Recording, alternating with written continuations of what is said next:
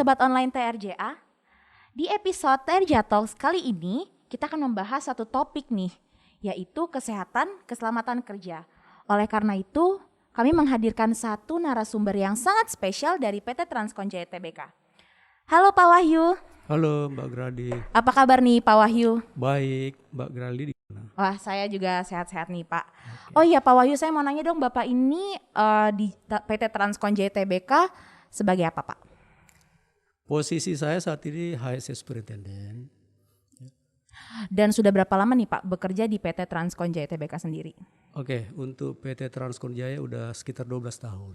Wah, sudah 12 tahun. Jadi dari episode-episode sebelumnya kami juga sudah ngobrol-ngobrol dengan narasumber yang loyalitasnya juga sama tingginya nih Pak. Sudah sangat lama bekerja di PT Transkon Jaya Tbk. Dan di 12 tahun itu apakah Bapak langsung berkecimpung di dunia K3? Oke, untuk di dunia K3 totalnya kalau saya hitung-hitung sejak saya bekerja dari tahun 1996 itu hingga sekarang total bekerja sudah sekitar 25 tahun. Wow. Cuman berkecimpung di dunia K3 itu mungkin sekitar 18 tahun.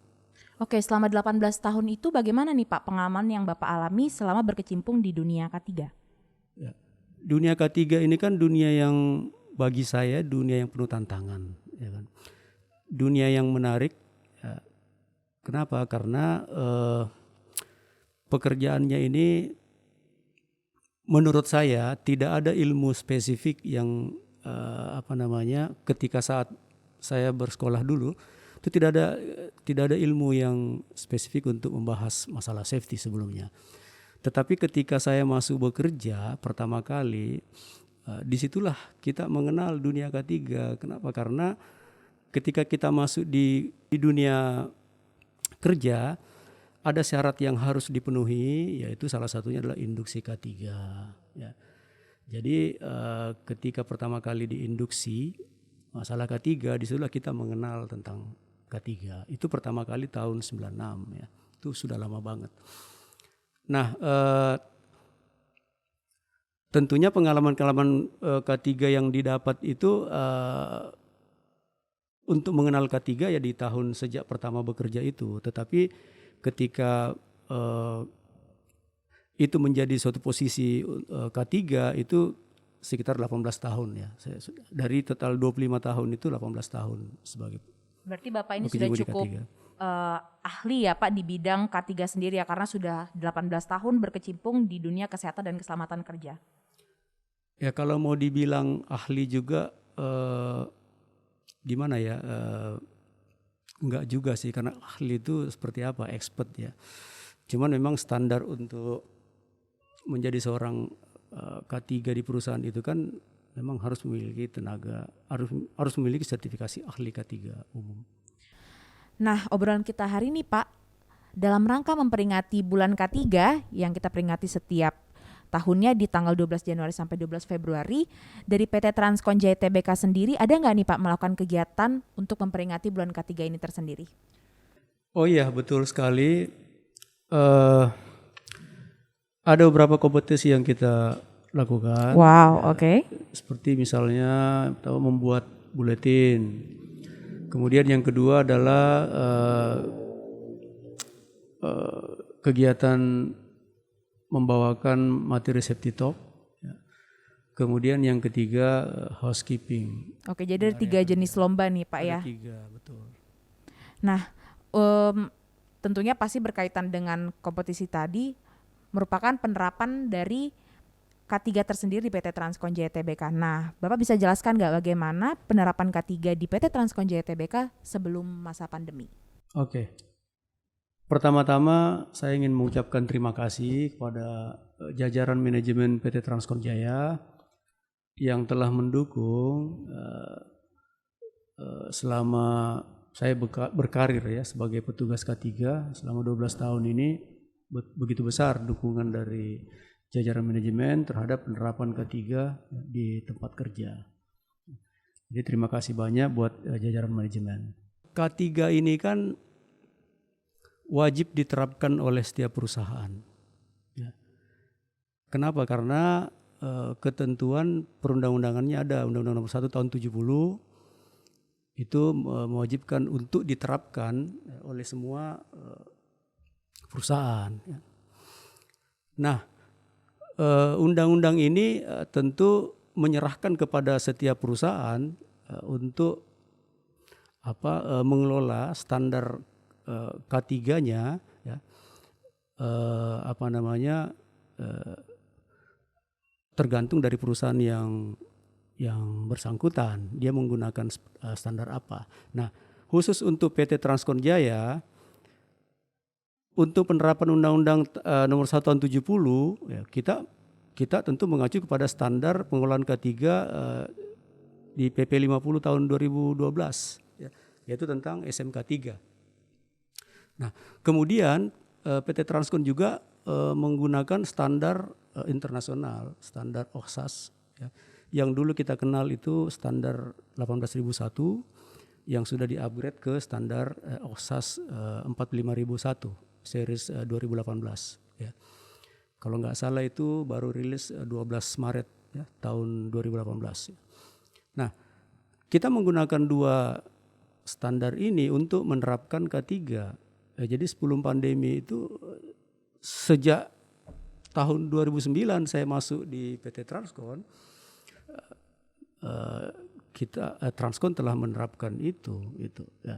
Jadi saya bertanggung jawab dalam penerapan itu. Nah,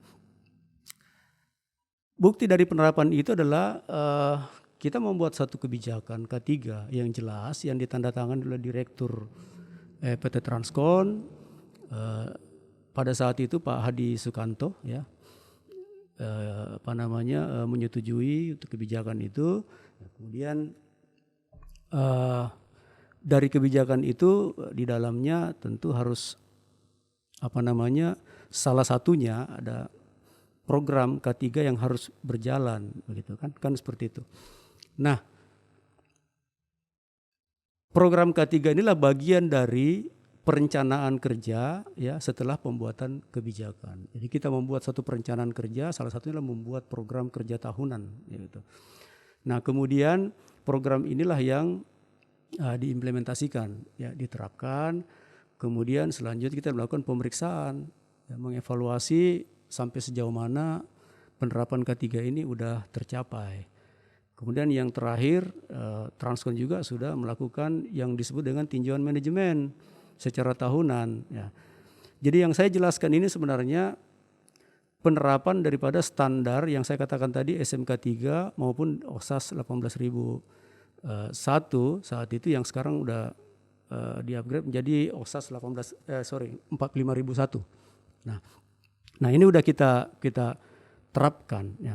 Wujud penerapannya itu bisa kita lihat di tempat kerja, ya, begitu banyak program yang kita siapkan secara tahunan dan itu berjalan setiap tahun. Salah satunya adalah yang tidak pernah kita hilangkan dari program itu adalah yaitu pelaksanaan inspeksi di tempat kerja, karena itu merupakan hal yang wajib, ya. Mendeteksi secara dini setiap risiko bahaya di tempat kerja sebelum berpotensi menjadikan kecelakaan kerja di tempat kerja. Jadi harus kita jalankan itu. Jadi kita memantau itu dijalankan oleh pengawas, ya, dibantu oleh petugas keselamatan kerja. Kemudian penerapan yang lain, ya, yang paling umum kan setiap karyawan itu ketika masuk bekerja kan harus diinduksi. Betul. Saya juga mengalami itu, Pak. Waktu pertama kali bekerja saya juga diinduksi oleh dari tim HSE sendiri. Betul sekali. Itu bagian dari penerapan K3 sebenarnya. Induksi, kemudian pelatihan K3, kemudian sosialisasi. Petugas K3 juga mendemonstrasikan setiap cara kerja yang aman, ya. Kemudian melakukan observasi area kerja, ya, dan lain-lain. Banyak sekali program yang sudah berjalan di PT Transkon. Nah, itu setelah kita ukur program-program ini secara per 3 bulan, ya, memang ada beberapa program yang tidak 100% berjalan, tetapi kita pastikan bahwa itu harus berjalan sampai dengan 80% program itu. Ya. Nah kemudian penerapan yang lain juga kita melakukan audit K3. Oke. Jadi bahkan ada juga proses audit di bidang K3 ini sendiri ya Pak ya? Oh iya ada untuk memastikan implementasi K3 di setiap area itu berjalan. Ya. Oleh karena itu kita lakukan audit. Ya. Nah audit sendiri itu sifatnya internal audit ya, yang kita lakukan kami sebagai petugas HSE melakukan itu. Nah kemudian di akhir tahun itu biasanya kita meminta satu manajemen untuk melakukan peninjauan kembali terhadap implementasi atau penerapan K3 ini secara keseluruhan, itu secara tahunan. Dan hasil rekomendasi dari manajemen terhadap tinjauan manajemen itu yang kami pakai untuk pembenahan di tahun berikutnya untuk membuat program yang baru. Nah, saya pikir itu penerapan K3 sebelum pandemi ya. Jadi memang itu sudah berjalan di PT Transkonjaya. Jadi memang penerapan ini sudah sangat baik sih di PT Transkonjaya Tbk tersendiri mengenai K3 atau divisi HSE sendiri. Nah sekarang tadi kita habis ngobrol soal sebelum pandemi. Saat ini kita sudah 1 tahun nih Pak hidup dalam keadaan pandemi. Dan kita nggak bisa pungkiri bahwa banyak dan kerap sekali terjadi permasalahan yang terjadi. Misalnya karyawan kebingungan tiba-tiba wah harus WFH nih. Terus ada juga pasti karyawan yang mengalami mental breakdown juga Pak. Karena shock, karena karena kagok menghadapi keadaan yang seperti ini. Nah dari divisi HSE sendiri apakah ada penanganan mengenai hal-hal yang dialami oleh karyawan sendiri selama masa pandemi ini? Nah ini pertanyaan yang bagus Mbak Geraldine ya. Karena ini situasi yang tidak bisa dihindari. COVID-19 ini pandemi yang setiap orang tidak menyangka. Betul. Ya, sehingga kondisi ini mengharuskan perusahaan untuk bekerja di rumah kan seperti itu.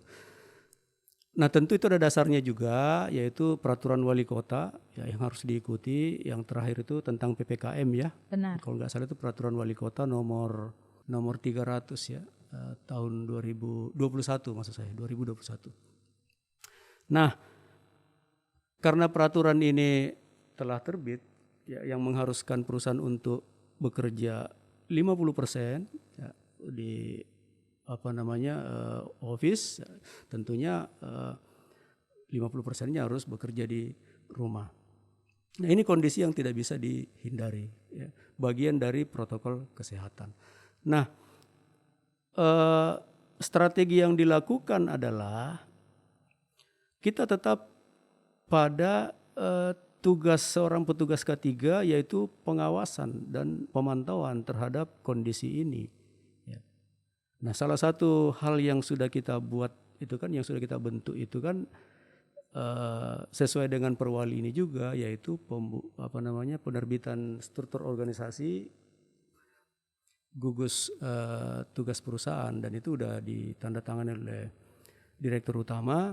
Nah, di situ ada badan penanganan dan pengendalian. Kemudian di situ ada badan juga pengawas dan penindakan ya.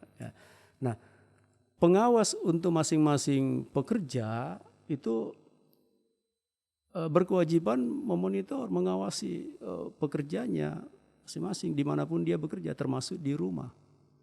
Karena struktur itu sudah dibuat, di situ ada badan pengawas dan badan penindakan kan ada di situ kan. Nah, kemudian penanganan dan di bagian K3 itu ada di struktur itu ada bagian pengawasan ya ada bagian penanganan ya. Itu ya tentu membantu pada mereka ketika terjadi hal-hal yang tidak diinginkan terhadap pandemi ini ya, Sudah ada yang siap siaga gitu ya Pak ya. Iya, dengan memberikan informasi ke bagian penanganan untuk kita lakukan perencanaan terhadap mereka, ya. Apakah mereka itu menjurus kepada COVID-19 atau tidak, itu dibuat perencanaan yang matang oleh bagian HSE. Nah kemudian informasi yang dikumpul itulah yang dilaporkan kepada ketua, kemudian meminta masukan dari Dewan Pembina untuk langkah-langkah apa yang harus diambil terhadap mereka yang bekerja di rumah, ya, berpotensi untuk mengalami menjurus kepada COVID-19. Nah, tapi saya pikir selama ini untuk kualitas pekerjaan yang bekerja di rumah itu sejauh ini tidak ada masalah. Baik ya Pak ya, terkendali tetap ya Pak ya. Terkendali, kecuali mereka itu yang memang ada beberapa orang yang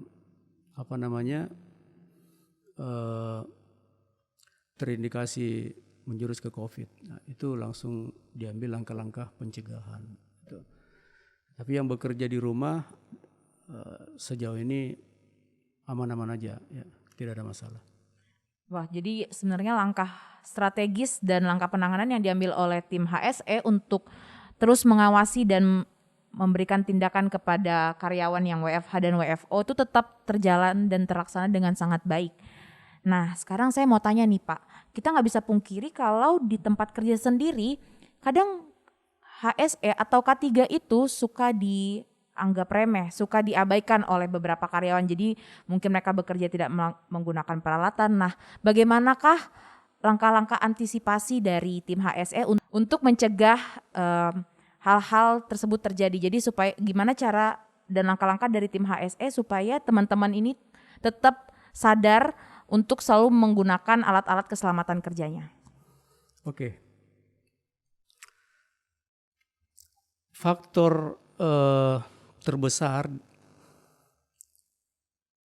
manusia ya di dalam bekerja yang menjurus kepada tindakan pelanggaran K3 itu adalah tindakan manusia itu sendiri sebenarnya, tindakan manusia sendiri. Manusiawi begitu maksudnya Pak ya? Jadi tindakan manusia itu kalau yang kami pelajari, tindakan tidak aman manusia itu adalah lebih dari 80%. Ya, itu yang melakukan tindakan tidak aman ketika bekerja. Nah, kalau yang kondisi tidak amannya itu sekitar 10% saja. Jadi memang kecenderungan pekerja itu dari statistik itu memang 80% melakukan tindakan-tindakan yang ini. Namun demikian kita harus lihat begini, ada dua faktor sebenarnya kenapa seorang pekerja itu suka mengabaikan. Iya, artinya cenderung untuk melakukan itu. Yang pertama itu faktor pekerjaan, ya. Yang kedua itu adalah faktor personal. Nah, faktor pekerjaan itu misalnya begini, seorang pekerja belum memahami pekerjaannya, baik itu karena kurang terlatih, ya. Kemudian kurang sosialisasi, ya. Kurang diperkenalkan cara-cara kerja yang aman, ya. Kemudian ada juga faktor tidak adanya cara kerja yang aman di tempat kerja, ya. Jadi seperti prosedur kerja tidak tersedia, ya. SOP, JSA, IK, cuti kerja, kemudian atau SWP, ya, itu segala macam prosedur yang ada itu tidak tersedia di tempat kerja. Itu juga menjadi satu faktor pekerjaan yang bisa berpotensi kepada dilakukan pelanggaran-pelanggaran terhadap K3 gitu. Nah, kemudian faktor personal itu adalah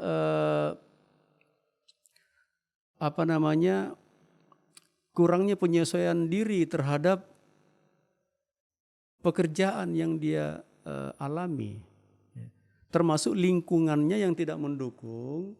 Ya, ketika dia bekerja, itu lingkungan tidak mendukung untuk melakukan itu. Ya, jadi apa namanya di situ bisa juga berpotensi untuk melakukan pelanggaran. Ya. Termasuk adalah faktor dari diri sendiri, dari individu Yang tadi bilang personal itu ya Pak ya? Individu yang bersangkutan apa namanya kurang kesadaran ya untuk mengikuti peraturan-peraturan K3 yang berlaku.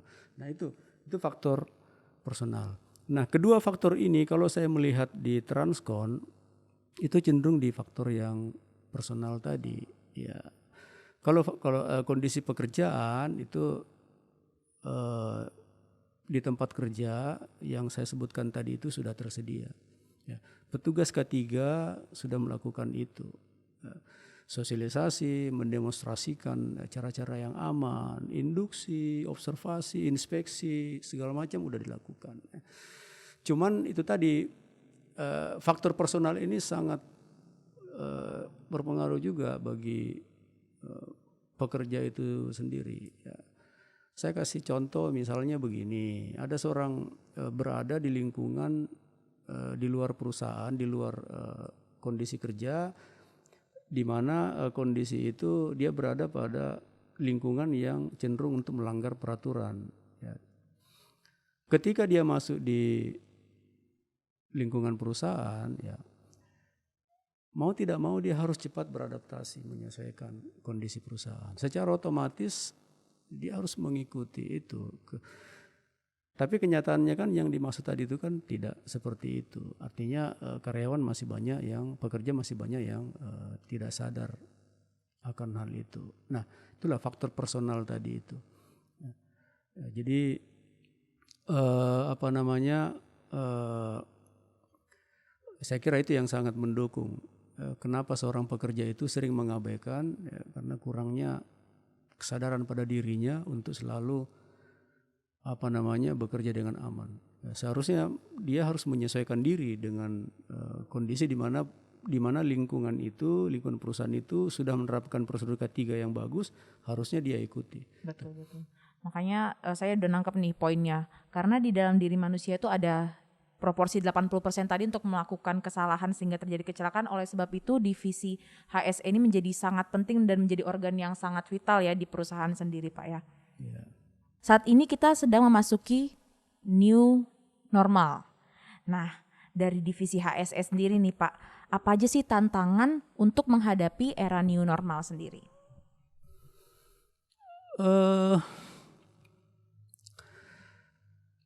Saya kira ini masih ada hubungan pertanyaan dengan yang sebelumnya ya.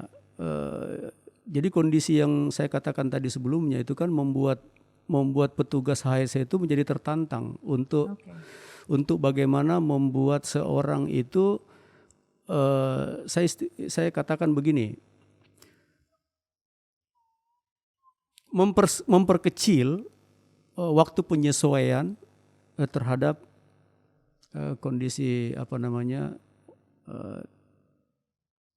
yang cenderung untuk melakukan pelanggaran tadi. Nah ini tantangan. Kenapa? Karena ketika saya katakan tadi, ketika orang sudah masuk ke dunia perusahaan, seharusnya orang itu yang sudah mendapat materi K3 lewat induksi, lewat pelatihan, seharusnya secara pemahaman sudah mengerti itu. Nah, tapi kan pada kenyataannya masih ada yang sering melanggar. Nah, inilah menurut saya tantangannya orang K3 ya untuk menghadapi situasi seperti ini. Ya, kenapa? Karena ini memang bagi saya pribadi sendiri ini situasi yang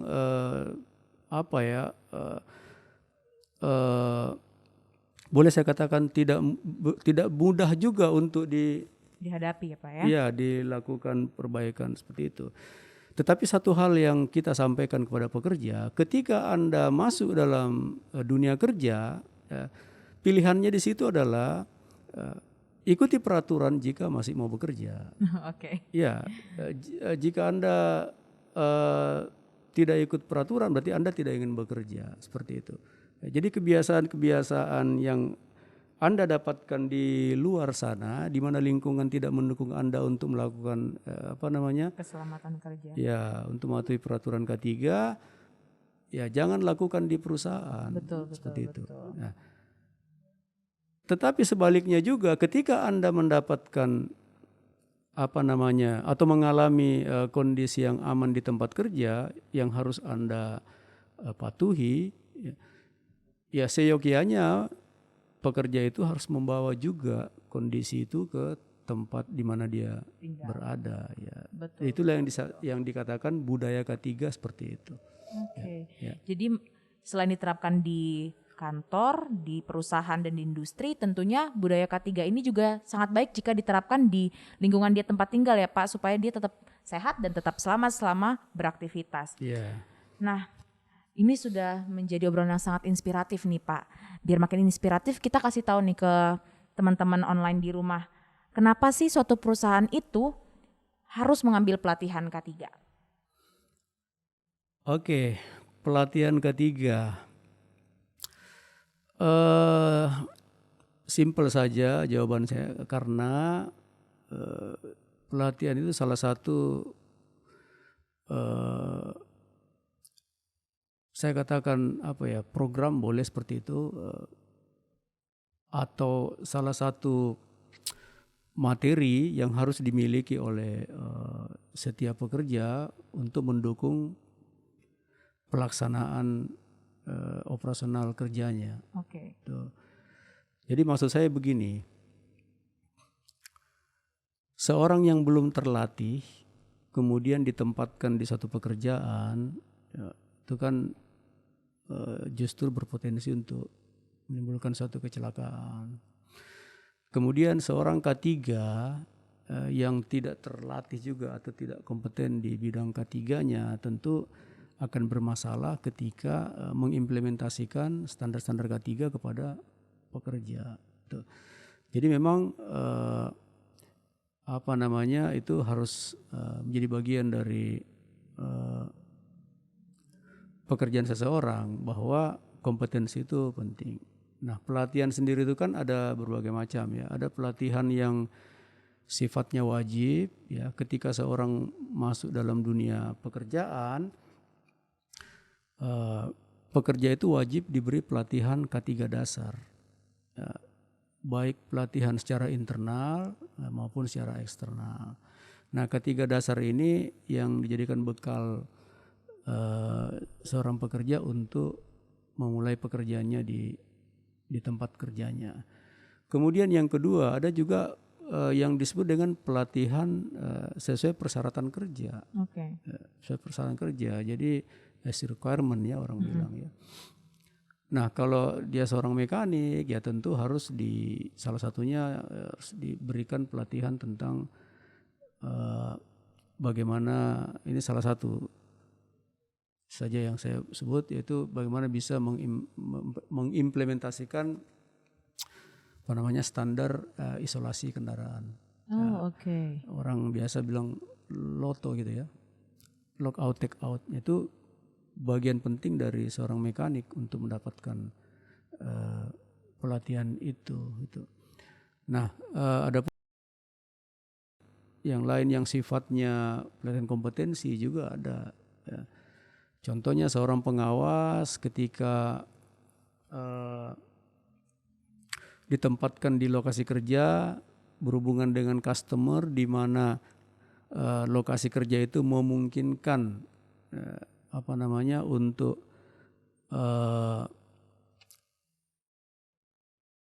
seorang pengawas atau pengawas operasional atau seorang penanggung jawab operasional, ya tentunya persyaratan itu harus dipenuhi adalah kompetensi pengawas operasional pertama atau pratama. Nah, itu pelatihan kompetensi. Nah, untuk yang pelatihan kompetensi ini tentu mendapat penunjukan dari pihak pemerintah ya. Yang biasanya pemerintah menunjuk badan sertifikasi profesi ataupun badan nasional BNSP itu ya. Itu yang ditunjuk oleh pemerintah untuk melakukan pelatihan kompetensi bagi pengawas. Nah, untuk yang terakhir saya sebut ini sudah banyak sekali pengawas kita ya untuk dilakukan pelatihan itu ya, apa namanya tentu itu karena tuntutan dari satu peraturan perundangan juga ya, harus dilakukan itu ya. Jadi memang pelatihan sendiri ini sangat mendukung efektivitas dari kinerja di tim HSE atau tim K3 di perusahaan ya Pak, untuk mendukung SOP dan peraturan mengenai K3 di perusahaan dan industri. Nah, ngobrolin tadi soal pelatihan, teman-teman job seeker di luar sana Pak mau tahu nih gimana cara berkarir di dunia HSE. Bisa nggak kita dapat sertifikasi HSE meskipun kita misalnya latar belakang pendidikannya bukan dari kesehatan, bukan dari K3 juga, apakah kita bisa mendapatkan sertifikasi nih Pak supaya kita bisa berkarir di bidang HSE sendiri? Oke. Saat ini yang berjalan di Transkon penerimaan karyawan dengan posisi K3 ya, itu memang ada standar requirement-nya ya. Yang pertama itu kualifikasi pengalaman. Oke, jadi dari pengalaman juga harus diketahui ya Pak ya, harus ya, qualified itu, dulu nih. Betul, itu contohnya seperti safety officer. Safety officer harus di Transkon itu harus 2 tahun minimal. Oke. Pengalaman kerja, kemudian ya tentu memiliki sertifikasi ahli K3 di walaupun dia dapat di perusahaan sebelumnya itu kan bisa dipakai juga di perusahaan berikutnya. Ya, artinya tinggal diganti nama perusahaan di tempat sebelum, tinggal lapor ke Dinas Tenaga Kerja untuk diganti sebagai penanggung jawab keselamatan di perusahaan di mana dia tempat bekerja, itu yang terbaru gitu. Nah, kemudian sertifikat pelatihan yang lain juga mendukung bisa ya. Saya pikir tidak harus dari latar belakang pendidikan K3. Benar. Selagi yang bersangkutan memiliki pengalaman sebelumnya sebagai petugas K3 ya silahkan saja untuk mencoba. Tidak ada masalah bagi teman-teman yang lain jika ingin mencoba di posisi K3. Kemudian memang sih di perusahaan-perusahaan lain ada yang menerapkan penerimaan tenaga K3 yang baru lulus kan gitu ya, graduate ya. Di Transkon ini memang saat ini belum ada, tapi jika itu bisa menjadi usulan itu saya pikir bagus juga gitu. Bagus juga kita sampaikan ke manajemen untuk hal itu ya. Yang pertama kita perusahaan bisa terbantukan proses rekrutmennya itu saya pikir tidak begitu lama, lebih mudah untuk mendapatkannya. Kemudian keuntungan bagi adik-adik yang baru lulus juga kan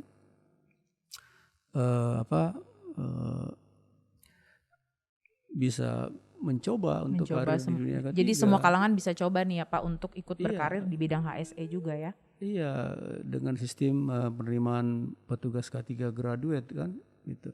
Seperti itu. Ini usul yang bagus yang bisa kita sampaikan juga kalau memang itu. Tapi untuk kebutuhan mendesak tenaga safety officer yang suatu saat harus mendesak bekerja di site-site Transkon yang ada di tambang, tentunya kita mencari yang pengalaman yang sudah memiliki sertifikasi dan pengalaman tentunya ya Pak ya. Pengalaman kerja ya. Oke, jadi obrolan kita kali ini sangat menarik nih, menjadi ilmu baru bagi saya pribadi juga dan tentunya menjadi ilmu baru bagi teman-teman online di rumah nih Pak. Jadi terima kasih banyak untuk waktunya hari ini Pak Wahyu Udiono, sudah ngebahas banyak nih, kita sudah mengulik mengenai kesehatan dan keselamatan kerja, terutama kita saat ini sedang memperingati bulan K3 yang dilaksanakan dari tanggal 12 Januari sampai 12 Februari. Baik Pak Wahyu, terima kasih waktunya. Semoga kita nanti bisa ngobrol-ngobrol lagi dan kita juga bisa disaksikan lagi oleh teman-teman Terja. Baik, sampai di sini dulu obrolan kita untuk episode kali ini. Sampai jumpa di video kami berikutnya.